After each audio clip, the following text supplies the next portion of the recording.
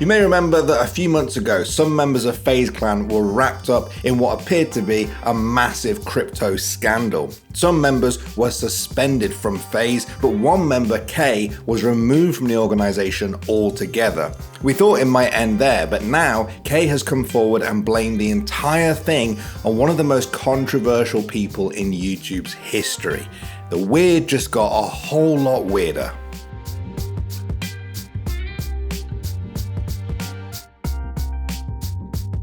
Okay, so with this story, we've talked about it before, we're talking about it now, and there's a chance we may talk about it in the future, so make sure you're subscribed to theScore Esports, and that way you'll never miss any of this news or any of the other great videos we make on this channel.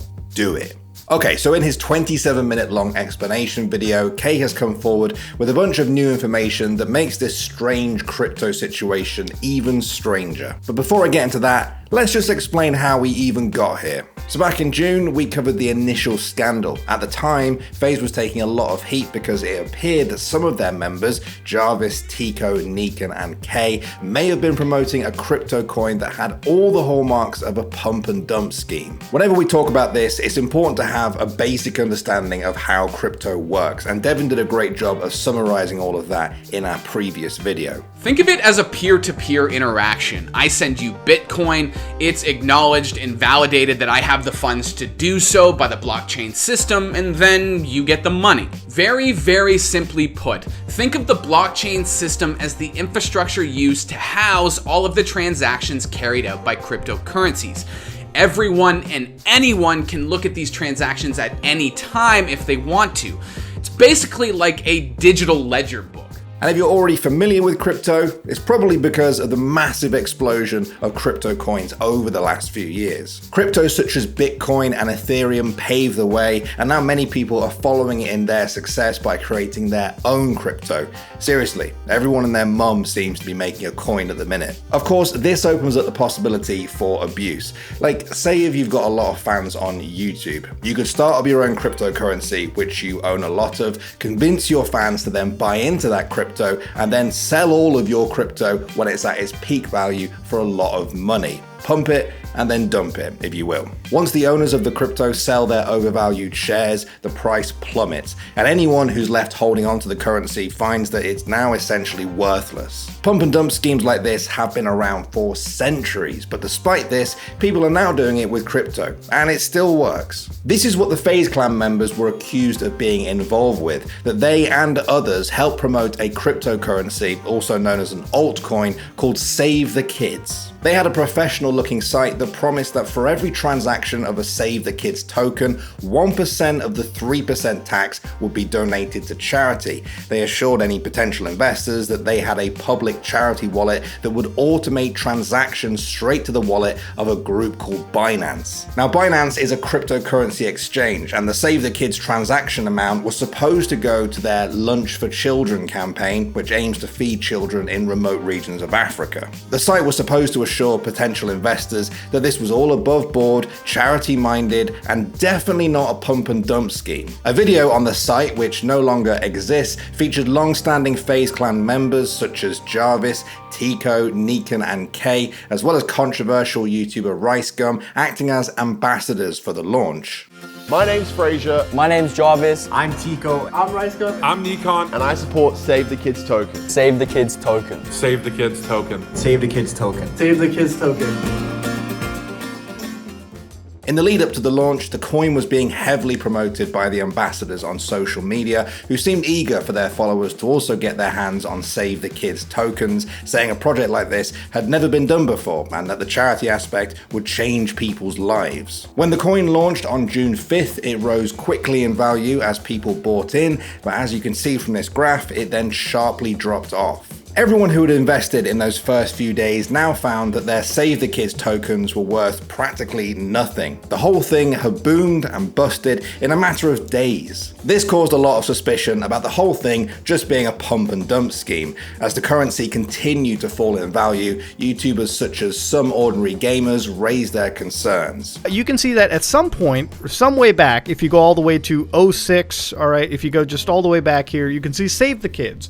So they ended up receiving from from the deployer address, from what I assume part of a pre-sale, if you will, they've got 16.6 million tokens. And immediately, literally, 0605, an hour later, they started flooding that market to PancakeSwap and selling and selling and selling and buying Binance pegs of BSC USD. They were selling and selling and selling and selling. And that's not the only account. I have spent like 30 minutes just vetting this myself and have come to the conclusion that this is something that is wholly f***ing unreliable. It is using Save the Kids in order to create this weird token that is so obviously pump and dump that anybody, all right, even with the worst eyesight, could have seen this coming. Another YouTuber who put a lot of work into this was CoffeeZilla. Now, he claimed to find evidence that FaZe Kay had sold all of his Save the Kids tokens within 24 hours of the currency's launch. Not only that, he said that Kay has a history of doing this with crypto. What I'm trying to say is this is a pattern of deceiving his fans, pumping something, and selling it to his fans so he gets the best price. How much money did he make from it? We'll try to calculate that later. And by the way, if it feels like I'm belaboring this point, I am. FaZe Kay has consistently deceived his audience by pushing crypto to them while having a bag of crypto given to him by these coins, I guess, for promotions, and selling it immediately to them. CoffeeZilla and some ordinary gamers did an immense amount of investigating into all of this. Between them, their videos covered this topic as comprehensively as you can possibly get. So it's important to remember here that the implication of this being a pump and dump scheme was and is alleged. These things can be pretty difficult to prove. Save the Kids have publicly stated that their ambassadors were not given tokens to be the faces of the project and that they did it solely because they believed in the mission. But still, even though nothing had been proven, the negative attention that FaZe Clan received had reached a boiling point by the end of the month. On July 1st, FaZe put out a statement saying that they had removed Kay and suspended Jarvis, Neekon, and Tico from the organization, adding that they had no involvement with their members' activity in cryptocurrency and strongly condemned their behavior. For those of you who don't know, Kay and Jarvis are brothers. We covered Jarvis at the end of 2019 when he was permanently banned from Fortnite for aimbot cheating. According to Jarvis himself, this means that he was banned for life from playing Fortnite. He dropped this news in a very emotional video over the weekend. I'm truly so sorry. Epic, I know I have to take accountability for my actions, and I'm gonna do my best to accept any punishment that comes my way. Before his removal from FaZe was announced, Kay had tweeted out that he felt like he'd let his fans down and that it was irresponsible of him to promote the coin without knowing more. So, FaZe has said they had nothing to do with it, the ambassadors were reportedly just the face of it, and nobody had come forward and admitted that this was a pump and dump. Then on July 9th, Kay released a short video in which he addressed the accusations he was facing. All I'm allowed to say right now is this. Please do not believe what you're hearing online. All of these people making videos think that they know the truth and that they know who's responsible when they just don't. So this is the truth, all right? I lost money on Save the Kids token, but what actually upsets me the most is that anybody else was hurt. So we've uncovered significant evidence which confirms that a dishonest person abused his trust with me to scam everybody. Over a month passed with no word from Kay about who he thought the mystery perpetrator was behind the Save the Kids mess. But on August 13th, he published a video called What Really Happened with Save the Kids and named the individual as none other than Sam Pepper. Trusting him, obviously, now I realize was a massive mistake. He took charge without anyone's permission and started to make all of the decisions. His control and power influenced the main dev, who literally felt obliged to do what Sam said. Sam helped design the token, the art for the token, the website for the token, and fill the pre-sale. And he made all of the decisions that led to this current situation. Now, if you don't know who Sam Pepper is, he's probably one of the most controversial figures in YouTube's history. In 2014, he posted a prank video in which he used fake arms to pinch the backsides of unsuspecting women on the street. The controversy around that resulted in a number of women coming forward and saying that he'd sexually assaulted them, as well as one account of alleged rape. He also received immense backlash for a 2015 prank video where a person was convinced that their best friend had been shot and killed by hostage takers right in front of their eyes. In the wake of all this, Sam Pepper announced that he was quitting the internet forever, and while this may have been true for a while, he has since made a return. He began live streaming on YouTube in 2018 alongside the likes of Ice Poseidon, and then in 2019 he took up TikTok as his main content platform, where he now has over 4 million followers, posting challenge and vlog videos. So if you haven't heard of this guy since 2016, you may be surprised to find out that he's the one that Kay is pinning all of this on in his video. Kay said that he hired Sam to essentially run his YouTube channel for him, but when Sam got more into crypto, he felt that Sam wasn't dedicating enough focus to his videos, and the relationship became strained. According to him, he was more focused on crypto projects like Save the Kids, and so he eventually let him go as his producer. In the video, Kay then goes into Save the Kids' anti-whaling policy. An anti-whaling policy is essentially a feature that's hard-coded into a cryptocurrency to stop people who own a large amount of it from selling in one go. It's supposed to be a protection against the pump and dump schemes that we talked about earlier. The thing is, people had their suspicions that that's exactly what happened, and well, Kay had an answer for that. Sam insisted the devs to make the change to the whale code. His reasoning at the time was that the people in the pre-sale wouldn't be able to sell enough of their tokens. It was completely Sam's idea to make this change, and it would only be revealed later on in our investigation as to why he did that. And while Kay said he had no knowledge of any of this and that it was all Sam's idea, CoffeeZilla spoke to one of the contracted developers called Lucas, whose story seems to contradict that. Just for reference here, Fraser is Kay's real name, and Manny is the name of one of the mysterious orchestrators of the project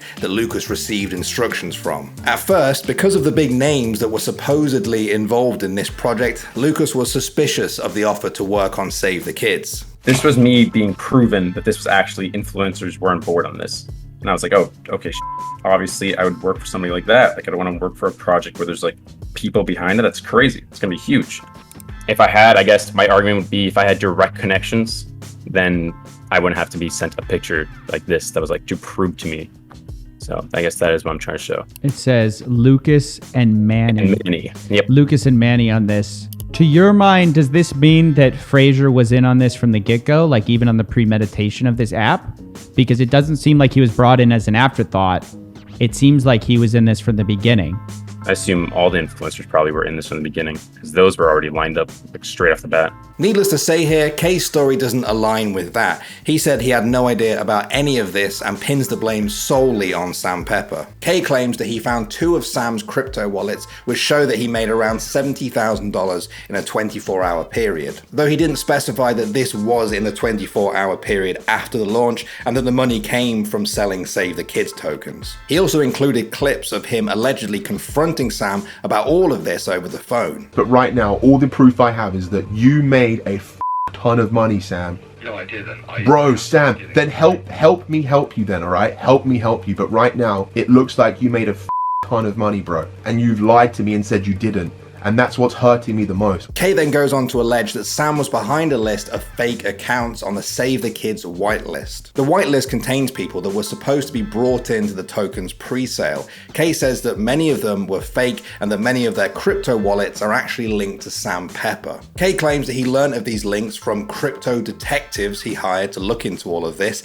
and that the link was made from seeing multiple transactions between the fake whitelist wallets and what Kay says is a secondary wallet owned by Sam Pepper. After adding up the total profits from the sale, Kay said that it looks like Sam made over $330,000 from the whole thing. Kay also said that Sam abandoned the Save the Kids project after launch and supports this argument with conversations in his video with the managing director of Save the Kids. After adding up all the total profits from the sales, Kay says that it looks like Sam made over $330,000 from the whole thing. Kay said that Sam abandoned the Save the Kids project after launch, and he backs this up in his video with a conversation with the managing director of Save the Kids. He finishes off by providing an email address and encouraging anyone who lost money from Save the Kids to contact him so he can help fix this. Kay has since deleted his Twitter. If you go to Sam Pepper's account, he hasn't addressed any of this. He's been tweeting about NFTs for the past few weeks. In an interview with the Esports Observer, attorneys Corey Kirchert and Adrian Morse explained that this whole thing could be a case of charity fraud, which could come with a $1 million fine and up to 30 years in prison. Any legal proceedings will likely expose the true perpetrators of the Save the Kids disaster, and we'll have more for you if that happens. If I had a cryptocurrency myself, I think Burks or Burke bits. That's what I call it. But the thing is, if anything bad happened with it, if it just plummeted, if it was a disaster, if nobody bought it, my name would always be attached to it, It's a double-edged sword.